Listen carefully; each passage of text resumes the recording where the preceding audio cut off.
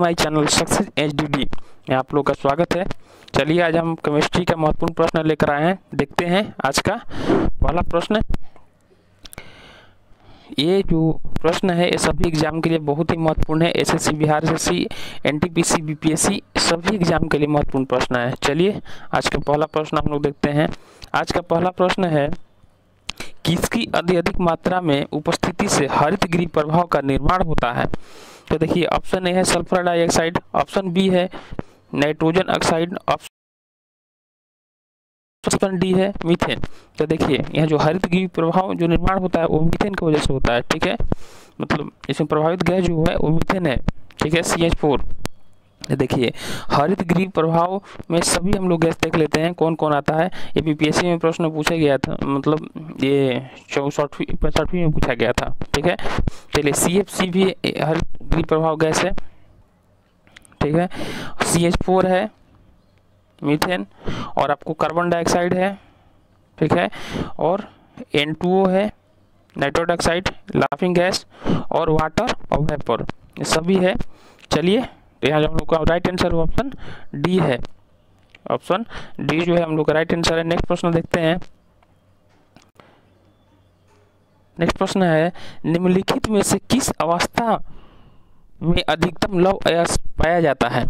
ठीक है, option A है मैग्नेटाइट, ऑप्शन बी है हेमेटाइट, और ऑप्शन दो ऑप्शन इसका छूट गया है। तो यहाँ जो हम लोग का राइट आंसर है, सबसे ज़्यादा जो लौह अयस्क प्राप्त किया जाता है वो प्राप्त किया जाता है हेमेटाइट से। तो ऑप्शन बी जो हम लोग का राइट आंसर होगा। और हेमेटाइट का फॉर्मूला जो होता है Fe होता है Fe2O3 होता है। ठीक है, मैग्नेटाइट का जो फॉर्मूला होता है वो होता है FeCO3 होता है। ठीक है, यहाँ जो हम लोग राइट आंसर ऑप्शन बी होगा हेमेटाइट। चलिए नेक्स्ट प्रश्न देखते हैं। नेक्स्ट प्रश्न है, उच्च मात्रा में नाइट्रोजन सामग्री वाले उर्वरक को कहते हैं? ऑप्शन ए है यूरिया, ऑप्शन बी है अमोनिया सल्फेट, ऑप्शन सी है अमोनिया नाइट्रेट, और ऑप्शन डी है कैल्शियम सिट्रेट। तो देखिए उच्च नाइट्रोजन सामग्री वाला जो उर्वरक होता है उसे हम लोग अमोनिया नाइट्रेट कहते हैं। ऑप्शन सी जो है हम लोग का।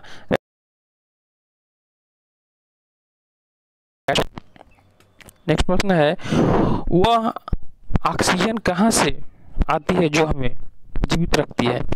ऑप्शन ए है कार्बन डाइऑक्साइड, ऑप्शन बी है मिट्टी अवशोषित कार्बोनेट, ऑप्शन सी है खनिज की ऑक्साइड, और ऑप्शन डी है जल। तो देखिए जो हम लोग जीवित रखने वाला जो ऑक्सीजन होता है वो जल से प्राप्त होता है। जो फोटोसिंथेसिस होता है, प्रकाश संश्लेषण की क्रिया होता है, तो उसमें CO2 प्रकाश संश्लेषण क्रिया में CO2 और H2O, ठीक है, ये दोनों जो मिलकर ग्लूकोज C6H12O6, ठीक है, O6, और फिर O2 होता है प्लस O2 का निर्माण करता है। ठीक है, देखिए जो CO2 है वो ग्लूकोज बनाता है, H2O जो है वो ऑक्सीजन बनाता है, और यही ऑक्सीजन हम लोग को जीवित रखने का काम करता है। तो जो यहाँ हम लोग का राइट आंसर होगा ऑप्शन डी होगा जल।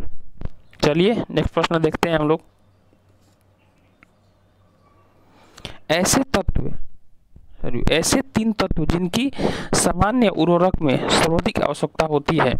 ऑप्शन ए है सल्फर, फास्फोरस और सोडियम, ऑप्शन बी है नाइट्रोजन, पोटेशियम और फास्फोरस, ऑप्शन सी है फास्फोरस, सोडियम और नाइट्रोजन, ऑप्शन डी है कैल्शियम, फास्फोरस और पोटेशियम। ठीक है, तो हम लोग जो राइट आंसर होगा ऑप्शन बी होगा। ठीक है, नाइट्रोजन, पोटेशियम और फास्फोरस, ये तीनों जो है सामान्य उर्वरक में अति आवश्यक होता है। ऑप्शन बी राइट आंसर हो। चलिए नेक्स्ट प्रश्न हम लोग देखते हैं। किसी परमाणु के नाभिक में मौजूद मौलिक कण होते हैं? ठीक है, कौन होना चाहिए? मौलिक कण होते हैं। देखिए ऑप्शन ए है इलेक्ट्रॉन और प्रोटॉन, ऑप्शन बी है प्रोटॉन और न्यूट्रॉन, ऑप्शन सी है न्यूट्रॉन और इलेक्ट्रॉन, ऑप्शन डी है न्यूट्रॉन और प्रोटॉन। तो देखिए किसी परमाणु के नाभिक में प्रोटॉन और न्यूट्रॉन होता है। ठीक है, ये हो गया, ये नाभिक हो गया, इसमें प्रोटॉन प्लस न्यूट्रॉन होता है। ठीक है, इलेक्ट्रॉन जो होता है इसमें बाहर चक्कर लगाता है, ठीक है। तो यहाँ जो हम लोग को राइट आंसर होगा ऑप्शन बी होगा। चलिए इसी से हम लोग देख लेते हैं कि जो प्रोटॉन पर कितना धनात्मक आवेश होता है। तो प्रोटॉन पर देखिए 1.6 इंटू 10 के पावर -19 कूलम धनात्मक आवेश होता है, और इलेक्ट्रॉन पर जो होता है 1.6 इंटू 10 के पावर -19 कूलम ऋण आवेश होता है, ठीक है। चलिए तो यहाँ हम लोग राइट आंसर भी होगा। नेक्स्ट प्रश्न हम लोग देखते हैं। नेक्स्ट प्रश्न है, भारत में परमाणु ऊर्जा की लंबी श्रृंखला की संभावना इसके भंडार पर निर्भर करता है। ऑप्शन ए है थोरियम, ऑप्शन बी है यूरेनियम, ऑप्शन सी है प्लूटोनियम और ऑप्शन डी है रेडियम।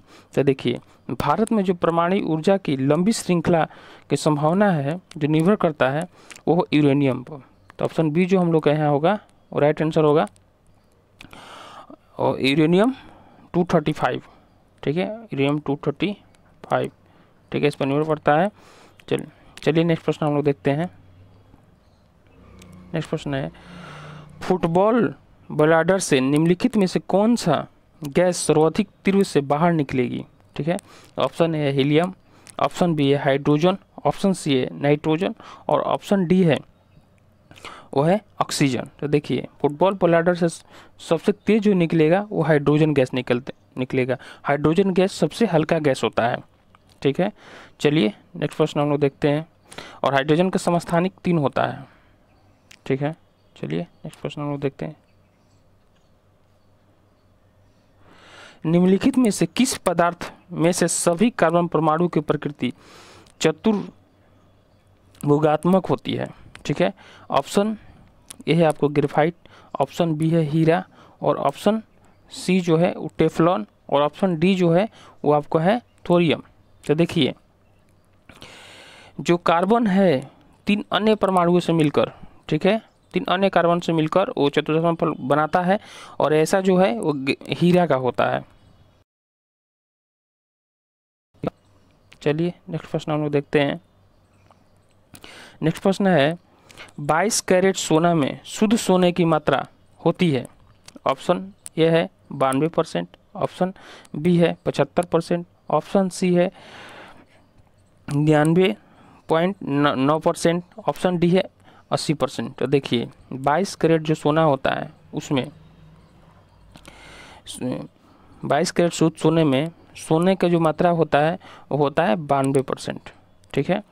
और 18 कैरेट जो 22 कैरेट होता है, 22 कैरेट में होता है 92%, ठीक है, 92%। और 18 कैरेट में होता है 75%, ठीक है। और 24 कैरेट जब पूछे 24 कैरेट में होता है 99.9%, ठीक है। तो चलिए यहाँ जो हम लोग राइट आंसर ऑप्शन ये होगा। नेक्स्ट प्रश्न हम लोग देखते हैं। हीरा ग्रेफाइट से कठोर होता है, इसका कारण क्या है? ऑप्शन है परमाणुओं के परत में अंतर, ऑप्शन बी है हीरा के चतुष्फलकीय संरचना, ऑप्शन सी है क्रिस्टलीय संरचना, ऑप्शन डी है इनमें से कोई नहीं, ठीक है। तो यहाँ जो हम लोग का राइट आंसर होगा परमाणु के परत में जो अंतर है इसी कारण हीरा जो है वो ग्रेफाइट से कठोर होता है, ठीक है। तो ऑप्शन ए जो है हम लोग का राइट आंसर होगा।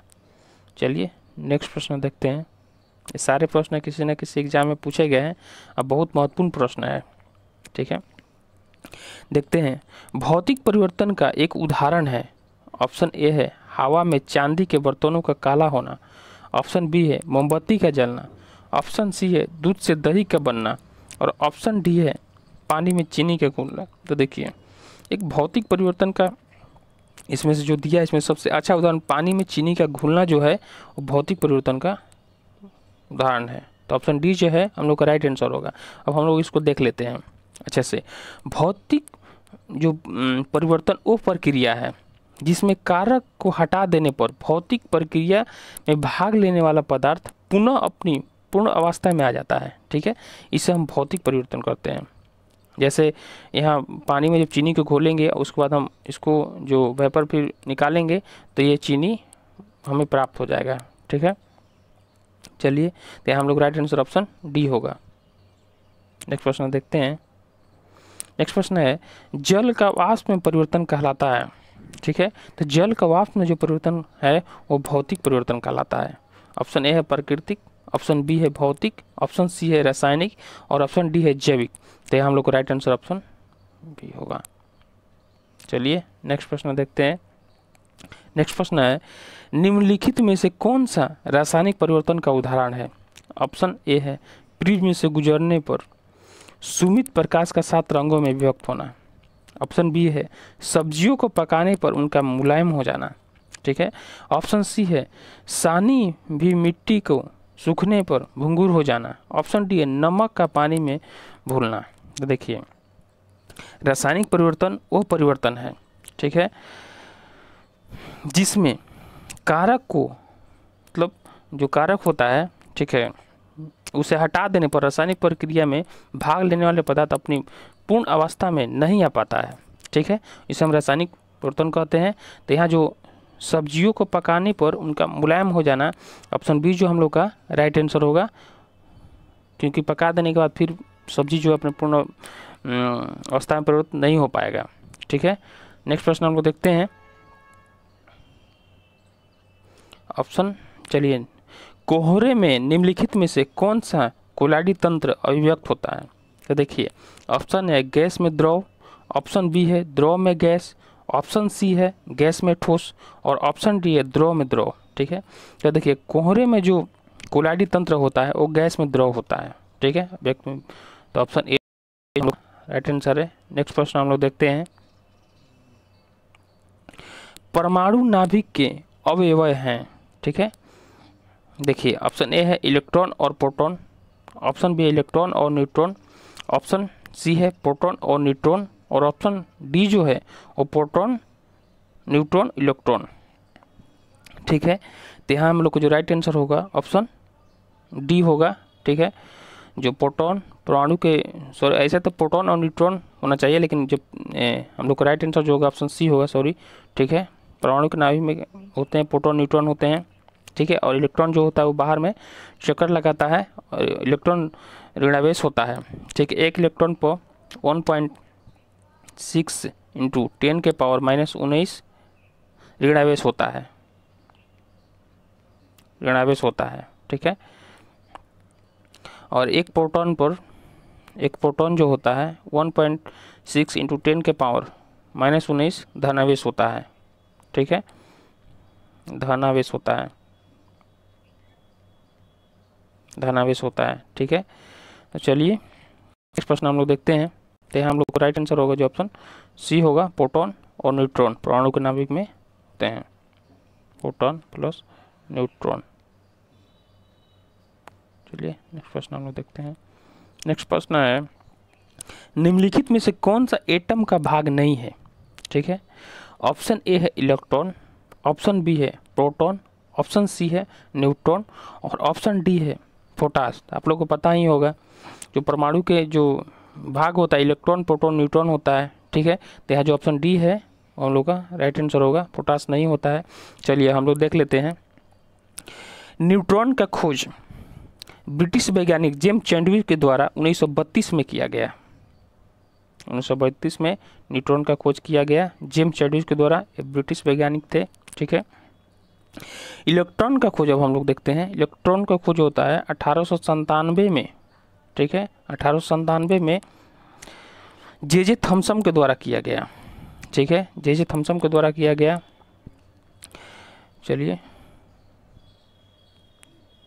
प्रोटॉन का खोज जो है वो गोल्डस्टीन के द्वारा 1896 में, यह हमेशा एग्जाम में पूछा जाता है, प्रोटॉन का खोज जो 1896 में किया गया। चलिए फिर से हम अच्छे से लाइन बाई लाइन देख लेते हैं। देखिए इलेक्ट्रॉन का खोज जो है वो जेम्स चैडविक के द्वारा, ठीक है, सॉरी, इलेक्ट्रॉन का जो खोज है वो जे थॉमसन के द्वारा 1897 में किया गया। इलेक्ट्रॉन का 1897 में, ठीक है, जे थॉमसन के द्वारा किया गया।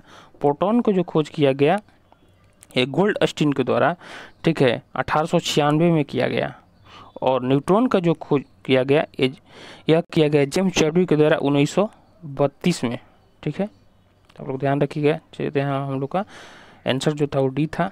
चलिए नेक्स्ट प्रश्न हम लोग देखते हैं। नेक्स्ट प्रश्न है, नाभिक किसने खोजा था?